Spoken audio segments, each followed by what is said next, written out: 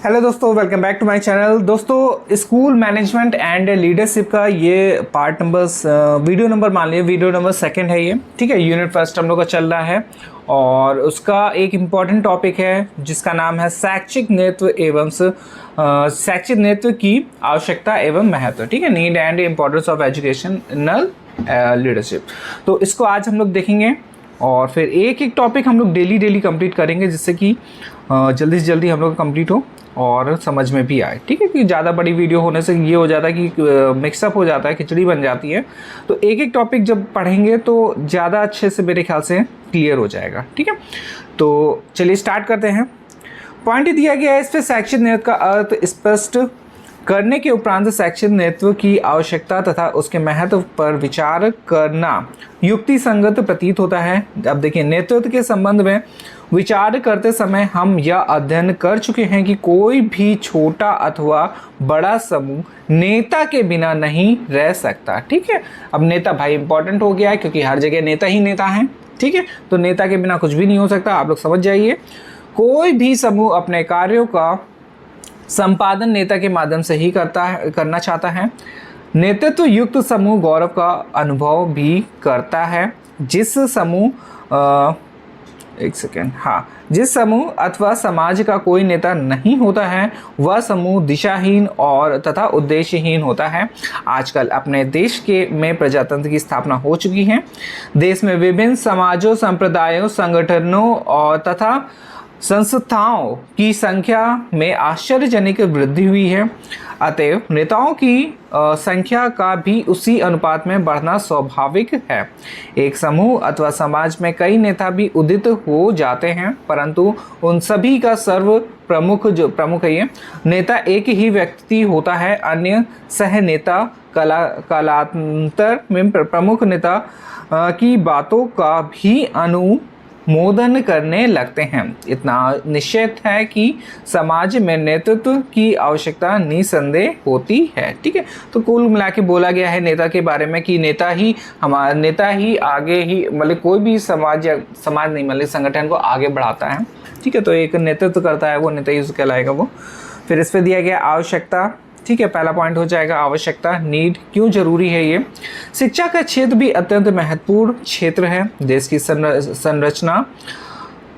संरचनात्मक तथा विकासात्मक अवस्था में मूल में शिक्षा ही होती है। उत्तम दिशा तथा समयोपयोगी शिक्षा की व्यवस्था शैक्षिक नेतृत्व के अभाव के कदापि नहीं हो सकती। शिक्षा विभाग के अंतर्गत असंख्य शिक्षण संस्थाएं समाज कल्याण में ही सहायक होती हैं। इन संस्थाओं में पढ़ने वाले छात्र तथा शिक्षा प्रदान करने वाले शिक्षक दिन रात अध्यापन की प्रक्रिया में तल्लीन रहते हैं, परंतु छात्रों, अध्यापकों तथा संरक्षकों की कार्यक्षमता को उचित दिशा दिलाने के लिए शैक्षिक नेतृत्व की आवश्यकता होती है। शैक्षिक नेतृत्व की आवश्यकताओं का संक्षेप में निर्णय, अब जो संक्षेप में बताया गया है कौन कौन सी जो आवश्यकताएं हैं उनको इस पे हम लोग देखेंगे अब, ठीक है। तो देखिए, आवश्यकता पहली जो दी गई है, सामाजिक परिवर्तन के अनुकूल शिक्षा विकास होना चाहिए, ठीक है। अकॉर्डिंग टू एजुकेशन से development according to social change. जैसे जैसे समाज चेंज होगा वैसे वैसे जो ये शिक्षा है वैसे वैसे चेंज होनी चाहिए। सबसे पहले दिया गया है समाज सदैव एक सी स्थिति में नहीं रहता है। देखिए, सबको पता है कि समाज क्या है, एक सी स्थिति में नहीं रहा करता। समाज की मान्यताएं जो है, मान्यताओं, मूल्यों तथा धारणाओं में परिवर्तन होता रहता है। शिक्षा को सामाजिक परिवर्तन का साधन माना जाता है। साथ ही शिक्षा को सामाजिक परिवर्तन का अनुगमन भी करना पड़ता है। समाज के अनुरूप किस प्रकार की शिक्षा प्रदान की जानी चाहिए तथा शिक्षा के उद्देश्य, पाठ्यक्रम से व्यवस्था और शिक्षण विधि आदि में किस प्रकार का परिवर्तन होना आवश्यक है, इन सभी बातों का ज्ञान शैक्षिक नेतृत्व को संभालने वाले व्यक्तित्व को हुआ करता है, ठीक है। फिर इसके बाद दिया गया विद्यालयों, महाविद्यालयों और विश्वविद्यालयों के बड़े बड़े प्रशासकों का नेता के रूप में यही कर्तव्य होता है कि वे शिक्षा को समाज की आवश्यकताओं के अनुरूप प्रदान करने की व्यवस्था करें। और वर्तमान युग में शिक्षा के व्यवसायीकरण से तकनीकीकरण और राष्ट्रीयकरण करने में शैक्षिक नेतृत्व की परमावश्यकता है। और विद्यालयों में आवश्यक नीतियों तथा रीतियों का कार्यान्वयन शैक्षिक नेता भी कर सकते हैं। इस प्रकार के परिवर्तन को विद्यालय के वातावरण में प्रधानाचार्य के सहयोग से भी अपनाया जा सकता है। कुल मिला के पूरी नेता के बारे में आपको बात करी गई है कि चाहे विश्वविद्यालय हो, महाविद्यालय हो या फिर कोई स्कूल हो, वहाँ पे एक लीडर होता है जो आगे शिक्षा को बढ़ाने में हेल्प करता है। फिर इसके बाद दिया गया सामूहिक कार्यक्रमों में समन्वय, कोऑर्डिनेशन इन ग्रुप एक्टिविटीज़। इस पे दिया गया है शैक्षिक समाजों में सभी व्यक्ति एक ही स्वभाव के नहीं होते हैं। विद्यालयों में देखा जाता है कि कुछ अध्यापक कार्य के प्रति तल्लीन, कुछ उपयोगी तथा उन्नतिप्रद बातों को सदैव विरोध करने के वाले, कुछ अर्थोपार्जन को ही अधिक महत्व देने वाले, तो कुछ अध्यापक अध्यापन कार्य के प्रति निष्ठावान होते हैं। स्वभाव की दृष्टि से भी कुछ विनोदी, परोपकारी तथा मिष्टिभाषी होते हैं। कुछ झगड़ालू, ईर्ष्यालु तथा मित्र भाषी होते हैं। इन विभिन्नता के रहते हुए विद्यालय के सामूहिक कार्यकलापों में सभी अध्यापकों को एक सांचे में ढालने तथा पारस्परिक एकता एवं सद्भाव उत्पन्न कर सकते हैं। शैक्षिक नेतृत्व की एक अपूर्व विशेषता होती है कि व्यक्तियों की विरोधी विचारधाराओं के होते हुए भी उन्हें एक उद्देश्य तथा एक योजना में तल्लीन रहने के लिए प्रेरित एवं उत्साहित कर देता है। ठीक है, अब इस पे क्या बताया गया है कि जो भी हमारा शैक्षिक समाज है उसमें एक तरीके के लोग नहीं होते हैं। कोई अच्छे होते हैं, कोई अच्छे काम करते हैं, कोई थोड़ा कम अच्छा काम करता है, कोई किसी की मतलब कि झगड़ालू होते हैं, कोई ईर्ष्यालु होते हैं, कोई मित्रभाषी होते हैं जिनके बोलने से मित्रता हो जाती है, मान लेते हैं। ठीक है, तो ऐसे मतलब कि कुल मिला के ऐसा है कि हमारे समाज में हर प्रकार के लोग मिलते हैं, चाहे वो अच्छे हों चाहे वो बुरे हों। ठीक है, फिर इसके बाद दिया गया है थर्ड पॉइंट, नियोजन व्यवस्था तथा संलग्नता की सफलता, success in planning, organisation and persuasion. शिक्षा के क्षेत्र में नवीन तथा उपयोगी कार्यों के लिए योजना का निर्माण करना होता है। कार्य सफलता के लिए संगठन की आवश्यकता होती है। कार्यान्वयन में कोई व्यक्ति विरोध या उदासीनता न दिखाए, इसके लिए सजग रहना पड़ता है। वास्तव में इन कार्यों को उचित रूप में करने के लिए योग्य नेताओं की क्षमता, प्रवीणता तथा कुशलता की आवश्यकता होती है। नियोजन तथा व्यवस्था के कार्यों में सभी व्यक्तियों के सहयोग को कुशल नेता ही प्राप्त करता है। इसका प्रमुख कारण है समूह के व्यक्तियों का नेता में विश्वास तथा उसके प्रति आदर की भावना। विरोध व्यक्त करने वाले व्यक्तियों को नेता अपने व्यक्तित्व के प्रभाव से शीघ्र ही सहमत कर लेते हैं तथा कार्य संचालन के लिए सुविधा प्राप्त करता है। कुछ विद्यालय के प्रधानाचार्य का सर्वगुण संपन्न व्यक्तित्व छात्रों तथा अध्यापकों के लिए अत्यंत आदर्शमय एवं प्रभावयुक्त होता है।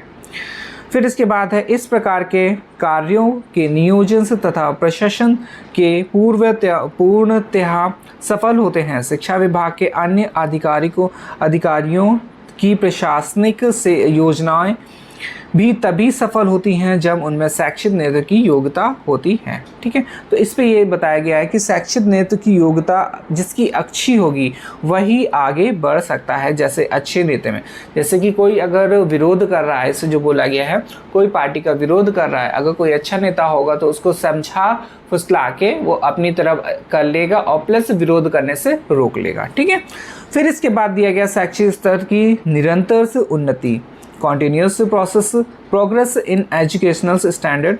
शिक्षा के क्षेत्र में नवीन अनुसंधानों, उपागमों, अप्रोचेस तथा नई विधियों का बड़ा महत्व होता है। शैक्षिक नेता से यह आशा की जाती है कि अध्ययन अप टू डेट शैक्षिक सामग्री से पूर्णतः परिचित रहें तथा अपने आश्रित व्यक्तियों को भी उनसे अवगत कराएं। उत्तम शैक्षिक नेता अपने सहकर्मियों की शैक्षिक योग्यताओं की वृद्धि करने में रुचि लेता है। नेता की प्रेरणा से ही विद्यालय में अध्यापक योग्यता तथा कुशलता प्राप्त के लिए ललायित होते हैं। फिर दिया गया है अध्यापकों का व्यक्तिगत रूप से परीक्षाओं को उत्तीर्ण करना विश्वविद्यालय अनुदान आयोग की सहायता से अवकाश लेकर अनुसंधान कार्य करना तथा सभी विषयों को उत्तमोत्तम ग्रंथ लेखन का कार्य करना वास्तव में शैक्षिक स्तर को ऊंचा करना है। अनुभव के आधार पर हम यह कह सकते हैं कि किसी क्षेत्र में किसी विद्यालय के स्थायी यश के मूल में उस विद्यालय के प्रधानाचार्य, उसको नेता भी बोल सकते हैं, का परिश्रम ही सर्वोपरि है। कुछ विद्यालय पढ़ाई के क्षेत्र में तो कुछ विद्यालय खेलकूद की क्रियाओं में तो कुछ विद्यालय सांस्कृतिक क्रियाकलापों में प्रसिद्ध हो जाते हैं। वास्तव में इन विशिष्ट क्षेत्रों की ख्याति प्रधानाचार्य की विशेष प्रवृत्ति जो एटीट्यूड है पर ही अवलंबित होती है।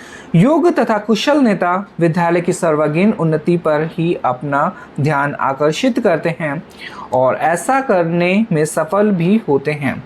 इसके अतिरिक्त शिक्षा विभाग के आदेशानुसार तथा पर्यवेक्षकों के लिए दिए गए सुझावों के अनुसार जैसे शैक्षिक स्तर होना चाहिए उसे निर्मित करने तथा बनाए रखने के लिए योग्य शैक्षिक नेतृत्व का ही आवश्यकता होती है। ठीक है, अब इस पे बताया गया है कि देखिए कि कोई स्कूल, अब स्कूल के बारे में सीधे बोल दिया कि कोई स्कूल या विश्वविद्यालय या महाविद्यालय पढ़ाई में अच्छे होते हैं वहाँ पे बच्चे। वैसे तो सभी एक क्लास में आपको हर तरीके के बच्चे मिल जाएंगे, पढ़ाई में भी अच्छे होंगे, खेलकूद में भी अच्छे होंगे, कुछ सांस्कृतिक में अच्छे होंगे, कुछ कला में अच्छे होंगे। तो A to Z हर तरीके के बच्चे आपको एक क्लास में भी मिल सकते हैं। ओवरऑल आपको जब एक क्लास में मिल जाएंगे तो आपको पूरे कॉलेज में भी मिल सकते हैं, स्कूल में भी मिल सकते हैं। तो इसी टॉपिक पे बताया गया है और ये सब की जो एक तरीके से देखा जाए देख रेख या फिर जो आगे बढ़ाने की प्रोसेस होती है ये किस पे डिपेंड होती है? प्रधानाचार्य पे। ठीक है, प्रिंसिपल पे डिपेंड होती है, वही इसका नेता होता है। उन्हीं के कदम मतलब कि वही जब आपने मतलब कि इससे क्या बताएंगे अच्छे मतलब कि करने की कोशिश करेगा, जब अपने टीचर्स को बताएगा कि हाँ इसको ऐसे बताओ ऐसे करो, तो वही टीचर्स जब उनको स्टूडेंट्स को बताएंगे तो उस पर क्या होगा, आप लोग मतलब कि बच्चों को प्रोग्रेस मतलब कि आगे की तरफ वो बढ़ेंगे। ठीक है, तो कुल मिला के इस पर यही बताया गया है। और ये पॉइंट से क्या है कि आपको सिर्फ एक बार रीड करने हैं, फिर इसके बाद से सिर्फ हेडिंग आपको याद रखनी है और उसके बाद इतना आप लोग समझी जाएंगे कि क्या किस पे लिखना है। मेन होता है हेडिंग बना लेंगे तो उसके बाद आपको लिखने में ज़्यादा परेशानी नहीं होगी। ठीक है, फिर लास्ट इस पे जो पॉइंट है उसको देखेंगे। यस, लास्ट पॉइंट है ये सामाजिकता। हाँ, सामाजिकता और सामाजिक जागरूकता तथा कार्यान्वयन की प्रवृत्ति का विकास, development in sociability, social consciousness and initiations. ठीक है, किसी समूह के व्यक्तित्व पारस्परिक व्यवहारों में सामाजिकता को अपनाएं, अर्थात जिन व्यवहारों को समाज में शिष्ट एवं सभ्य कहा जाता है उन्हें अपनाने का प्रयास करें। इसके लिए मार्गदर्शन से कुशल से नेतृत्व के द्वारा ही किया जा सकता है। समाज के नियमों में बंधकर तथा अनुशासन का पालन करते हुए श्रेष्ठ नागरिक के गुणों को निरंतर से सीखना सामाजिक जागरूकता कहलाती है। समाज में क्या भला अथवा बुरा है इसका ज्ञान भी व्यक्ति को होना चाहिए, परंतु व्यक्ति स्वयं ही इन बातों को नहीं जान सकता। अतएव इन बातों की उचित जानकारी प्राप्त करने के लिए किसी योग्य नेता की आवश्यकता का अनुभव कराता है। फिर दिया गया है इसके अतिरिक्त सभी व्यक्तियों में यद्यपि कार्य करने की शक्ति होती है और समय तथा अवसर मिलने पर वे उसका परिचय देते हैं, परंतु किसी भी कार्य को प्रारंभ करने की अथवा स्वयं करने की उनमें योग्यता और हिम्मत नहीं होती है। कार्य में पहल करने तथा अन्य व्यक्तियों को लक्ष्य प्राप्ति में जुटाने की अद्भुत योग्यता नेता में होती है। इसमें संदेह नहीं है कि यदि किसी समाज में यदि किसी समाज में यदि किसी समाज में नेतृत्व व्यक्ति द्वारा कार्यारंभ से पहले नहीं की जाती तो वह समाज शक्ति रखते हुए भी सुस्त तथा मृत्यु प्राय हो जाता है। सैनिकों में पराक्रम का अभाव कभी नहीं होता, परंतु अपने नेता द्वारा कार्यारंभ करते ही तथा नेता का संकेत मिलते ही अद्भुत शक्ति का संचार होने लगता है। फिर इसके बाद दिया गया है एक अन्य सरल उदाहरण से इस बात को और भी अधिक स्पष्ट रूप से समझा जा सकता है। एक विद्यालय के अध्यापक पारंपरिक सद्भावनाओं में वृद्धि करने के लिए विद्यालय के अंदर किसी गोष्ठी अथवा क्लब की स्थापना करना चाहते हैं। छात्रों तथा अध्यापकों की सुविधा के लिए किसी सहकारी समिति का निर्माण करना चाहते हैं तथा छात्रों में नैतिकता की भावना को जागृत करने के लिए अनेक योजनाएं भी बनाते हैं। इन कार्यों का संचालन करने के लिए वे अनेक बार विचार विमर्श करते हैं, परंतु उनका कार्यान्वयन वे तब तक नहीं कर पाते जब तक कोई वरिष्ठ अध्यापक अथवा स्वयं प्रधानाचार्य इन कार्यों को करने में पहल नहीं करता। कार्यारंभ होने के पश्चात तो सभी व्यक्ति सक्रिय हो जाते हैं। इसमें संदेह नहीं है कि विद्यालय में सामाजिक जागरूकता तथा सामाजिकता को अपनाने के लिए शैक्षिक नेतृत्व की परम आवश्यकता होती है। ठीक है, तो इसमें यह बताया गया है कि जब तक नेता कुछ नहीं करता, ठीक है, उसके पीछे पब्लिक भी आपकी कुछ भी नहीं करेगी। वैसे ही स्कूल का इस पे एग्जाम्पल लिया गया है कि जब तक प्रिंसिपल या कोई वरिष्ठ अध्यापक कोई कार्य नहीं प्रारंभ करता है तब तक बच्चे भी उस कार्य को प्रारंभ नहीं करते हैं। ठीक है, तो इस वीडियो में हम लोगों ने देखा शैक्षिक नेतृत्व की आवश्यकताएं एवं महत्व, need and importance of educational leadership. ठीक है, तो इसका आप लोग सिर्फ एक नोट्स बना लीजिएगा, ये आपकी हेडिंग हो जाएगी और ये जो पॉइंट्स दिए गए हैं, ठीक है, सामाजिक परिवर्तन के अनुकूल शिक्षा विकास, सामूहिक कार्यक्रम समन्वय और फिर नियोजन से व्यवस्था तथा संलग्नता की सफलता और ये 4 पॉइंट शैक्षिक स्तर की निरंतर उन्नति और फिर लास्ट पॉइंट है सामाजिक जागरूकता तथा कार्यारंभ की प्रवृत्ति का विकास। ठीक है, तो ये हमारे 5 पॉइंट हो गए और इसके अंदर आप लोगों ने देख ही लिया है। तो बस वीडियो को सिर्फ ये है कि एक एक पॉइंट टॉपिक हम लोग, जैसे कि ये टॉपिक है ना, एक एक टॉपिक कंप्लीट करेंगे ना, बहुत अच्छे से कंप्लीट हो जाएगा। ठीक है, ज़्यादा बर्डन लेंगे तो दिक्कत होगी, क्योंकि वही है कि ना ज़्यादा याद तो होना नहीं है, कुछ पॉइंट से सिर्फ याद रहेंगे, वो मेरे ख्याल से बेटर रहेगा। ठीक है, लिखने की प्रैक्टिस बाद में हो ही जाएगी, बाद में नहीं, अभी से करने लगी है लिखने की प्रैक्टिस, बाद का तो भूल जाइए, बाद में तो कुछ भी नहीं होगा, क्योंकि प्रोजेक्ट वर्क इस बार बहुत ज़्यादा है। तो कोशिश ये करिए कि अभी से स्टार्ट हो जाएं। अभी जिन्होंने नहीं स्टार्ट करा कोई दिक्कत नहीं है, बट कुछ दिनों में स्टार्ट कर लें, अपना जितना भी पेंडिंग वर्क है कंप्लीट कर लें, क्योंकि रिटर्न होना है, चांसेस ज़्यादा हैं। तो कोशिश यही करिए कि अभी से प्रैक्टिस करें। एमसीक्यू में चलो ठीक है, कुछ दिन पहले देखा और चले गए, तुक्का लगा दिया, वो सब चलता रहता है, बट इस पे जब तक आप लोग पढ़ेंगे नहीं तब तक नहीं कर पाएंगे। ये आप लोगों को ही पता है। जिनकी राइटिंग स्किल अच्छी है उनका तो मैं नहीं बता सकता, क्योंकि उनको क्या है, टॉपिक मिल जाएगा तो अपना कर लेंगे, बट उनके लिए भी पढ़ना तो ज़रूरी है ना। मेन तो वही है कि जब तक आप लोग पढ़ेंगे नहीं तब तक कुछ नहीं होगा। ठीक है, तो इस वीडियो में हम लोग इतने ही रखेंगे। नेक्स्ट वीडियो में और इम्पोर्टेंट टॉपिक के साथ मिलेंगे। धन्यवाद।